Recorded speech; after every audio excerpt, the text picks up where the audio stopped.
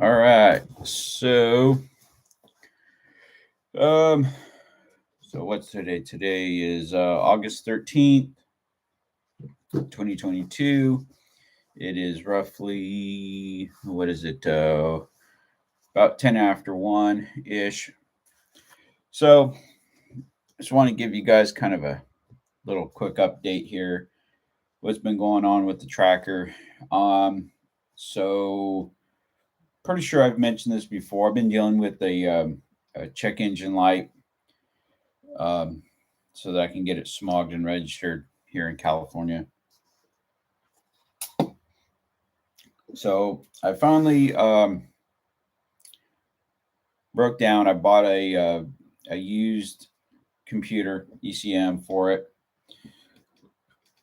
Was pretty sure that was part of my problem. Changed it out. Um, still having the same problems. So I had one of the codes referred to the fuel tank pressure sensor. Um, I found a good used one. Not saying it's bad, but just saying that's what it was because I couldn't find a new one. Um, None of the parts stores listed one. Couldn't find them on Amazon. So I finally broke down, changed it because I was having problems getting the old one out. The screws in the top of the tank were stripped out.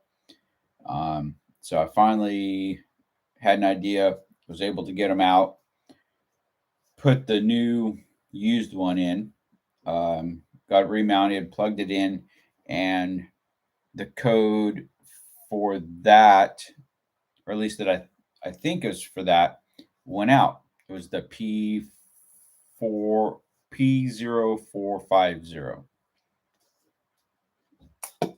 So I changed that out. That code went away. I was like, right on. Well, then I turned it off, fired it back up, check engine light back on. So scanned it, and now I have a P1410, which is a manufacturer's specific code.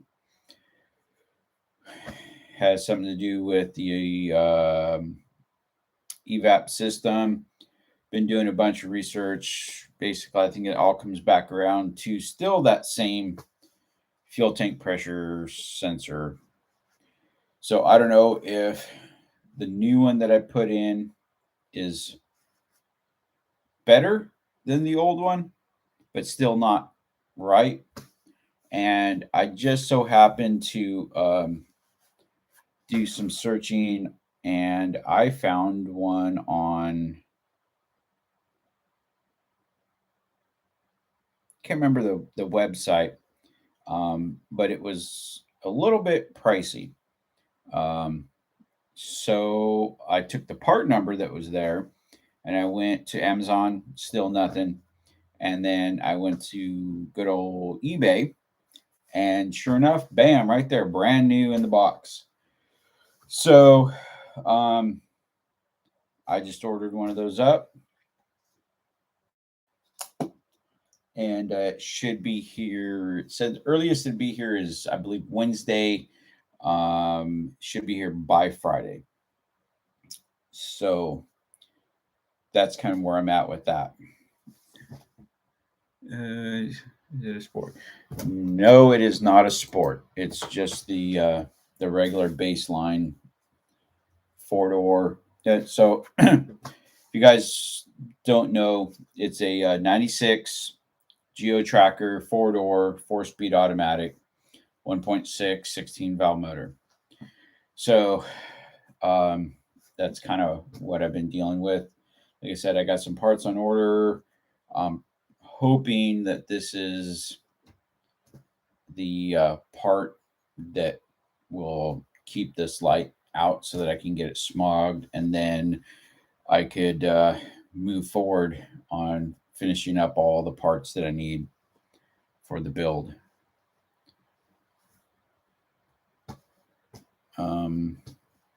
Yeah, so that's kind of it. I'm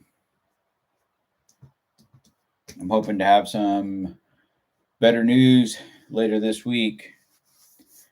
Like I said, if I could get that light to stay off, then I can go ahead and get it smogged, get the registration and tags for it, and then I'll feel better about starting to spend money on the rest of the gears and basically just finish up the front end to make this thing roadworthy and get her back on the trail.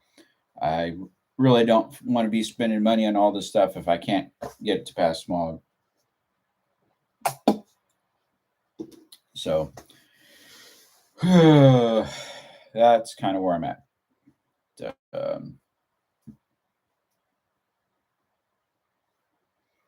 Let me see. Is there anything else?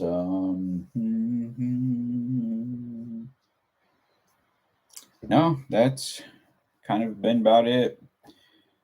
Just been working a lot lately, so by the time I get home, I'm pretty exhausted. So it's one of the reasons why I haven't really been doing any videos or anything lately. I've been working the last few Saturdays, and then Sundays, just kind of been doing my normal stuff. Just laundry and shopping and a little bit of cleaning up around the house and whatnot. Just kind of relaxing on basically my one day off. So, yeah, that's kind of about it. I don't have anything really planned for the near future. Shooting for Sand Hollow UTV Takeover in October. Don't think I'll be taking the tracker. If I go, I'm just going to take the truck. That event there, I'll be helping Freedom Ropes again at their vendor booth and rolling around, getting a little bit of footage for the old YouTube channel. And then in February is King of the Hammers. That's my other event goal. There again, Freedom Ropes is working on getting a booth for that event, and I'll keep you guys posted on that. They asked if I would want to come out and help them with that, so definitely down to do that. But I would really like to have the tracker ready for that event. That way, I have a secondary vehicle to drive around and won't have to walk like I did last time, which wasn't so bad, but it'd be nice to be able to have my own set of wheels.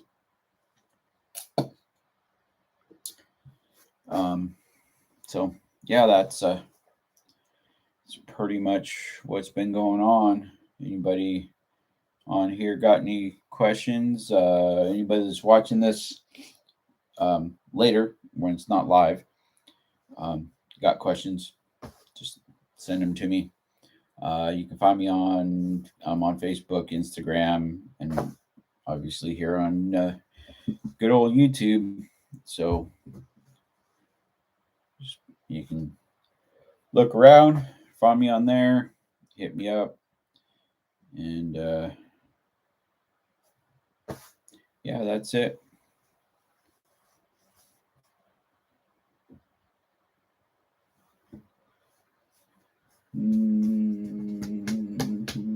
Oh, I think in one of my other live videos, I mentioned that I was going to go over and help out a friend of mine, Ray, with his new winch that he was having problems with.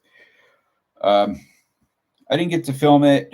I just kind of one of them situations where just started out just simple troubleshooting real quick, and then figured out that I knew what was going on and we just fixed it. Granted, I probably should have just set the camera up and let it roll through the whole thing, but you know, it's one of those deals. So this was kind of a, I don't want to say a stupid problem, but it was a pretty simple solution. So, and I wasn't involved in the initial installation and hookup of this winch. He got one of the 12,000 pound Harbor Freight Badland winches. Um, so a couple of his buddies was helping him out, and if you guys are familiar with any of those, so those Badlands, the Ramsey, and who else is it? There's, I think, Smittybilt. There's like 4 or 5 of those brands, and they're basically all the same. So first thing I thought was maybe there was some, and what, back up. So what was happening was plug it in, plug the controller in, and you hit the winch button. You hit winch out, and nothing would happen. No clicks, no nothing. So they put it in free spool, pulled some cable out, hit the winch in button, and it would make this kind of this weird noise, and it would retrieve, but super, super slow. And the battery cables started getting hot, like instantly, just bumping it. So I looked at it, and on the top of the motor, if you're facing, it's going to be on the left-hand side, the passenger side of the vehicle. There's 3 little studs sticking up on the top. And if I remember right, it's yellow, red, and black. So I'm following the wires down, and the wires that come out of the back of the control box, which is a solenoid in there, and everything's color coded right. So because on the end of the wires, there's a little like color heat shrink. So it's pretty foolproof. Just match the colors and you're good to go. So I thought, well, is it possible that during the construction of this unit that maybe somebody hooked up a wire wrong in the control box on the solenoid itself, or if maybe there was a wire that came loose, was touching, causing this issue. So was able to pull the control box out, open it up, looked at the solenoid, everything looked right. And like I said, these things are pretty much the same across the board for several manufacturers. And it just so happens it's basically the same as my Ramsey 800 or 8000 that I have. And I remember I took a picture of the wiring on the solenoid of mine, because when I got mine, it was just the winch. I didn't have the solenoid pack. So I had to buy that separate, and get the wiring all figured out. So I took a picture of it, and I went back, found my picture, verified with his. Everything was fine. They all looked the same. And at that point, I remembered that, or going through the pictures, because I had several pictures of when I was doing that winch. The ground stud on that motor is actually on the bottom, which would be on the left underneath. So you have the 3 on the top, and there's actually 1 on the bottom. And I thought to myself, I was like, you know what? So I basically hooked everything back up. But what they did is they took the black wire that comes out of the control panel or the control box for the solenoid and put it on the black terminal, which was right. They put the red on the red and the yellow on the yellow. But what they also did was hooked up the ground from the battery to that same terminal. So it was black. Just figured it was ground. Well, disconnected it from there, hooked it up to the ground on the bottom side of the drive motor for the winch. And then we just hooked up a set of jumper cables so we can test it, because we had it out on the ground, and it worked perfect. So that's what happened, was they had hooked the cable up to the wrong terminal. So then we just threw it all back together, put it in. And like I said, it was a pretty simple fix once I kind of went through everything, did some troubleshooting, got it all fixed. And yeah, that was about it. So he's happy and winch works and all that good stuff.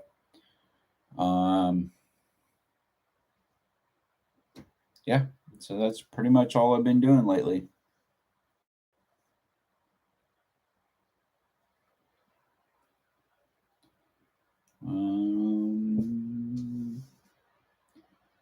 Oh, stopped by my buddy Danny's from Freedom Ropes the other day.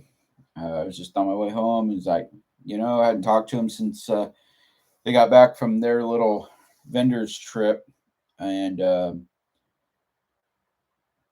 just decided to see if he was even home or what was going on. I drove by his house, and lo and behold, he's in the driveway. Got right front tire pulled off of his truck, and I remember that he had broke a U joint and messed up the ears on the stub shaft and the long side shaft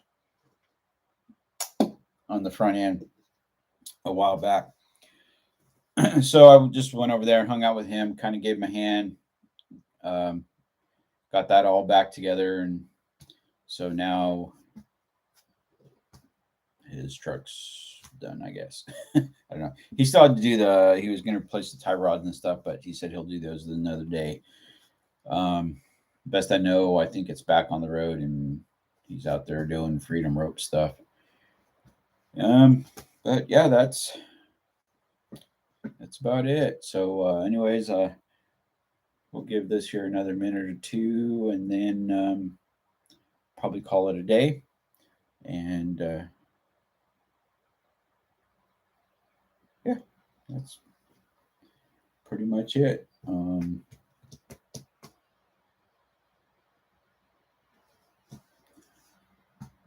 Trying to think, is there anything new and potentially exciting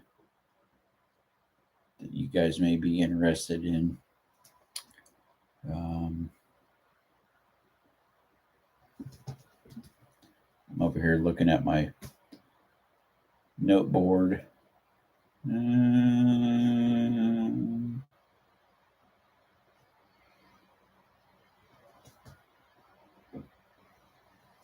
No, I don't think so.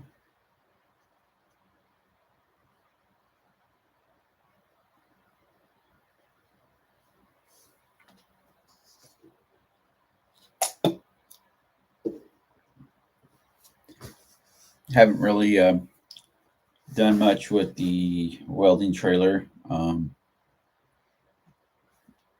other than you guys seen that I added that extra box in the front and put a little heat shield on there for the exhaust. That's about it. Haven't really used it in a little while.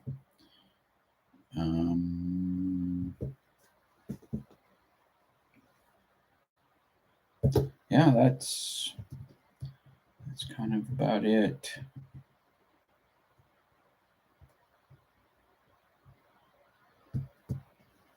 Yeah. So, anyways, if anybody that's I'm going to give a shout out to Mind Reader 1975 for dropping in, and he asked me a question about the tracker. It says, "Is it a sport model?" No, it's not a sport model. And for you guys that don't know, there is a difference between the standard trackers and sidekicks versus the sport models. The sport models, I believe the frames are a little bit wider, so some of the components are not interchangeable. But anyways, shout out to him or her for dropping in. Anybody else that comes in, watches this later, thanks a lot. Don't forget to hit that subscribe button, give me a thumbs up, ring the bell for notifications, and most importantly, be safe. And we'll see you on the trail.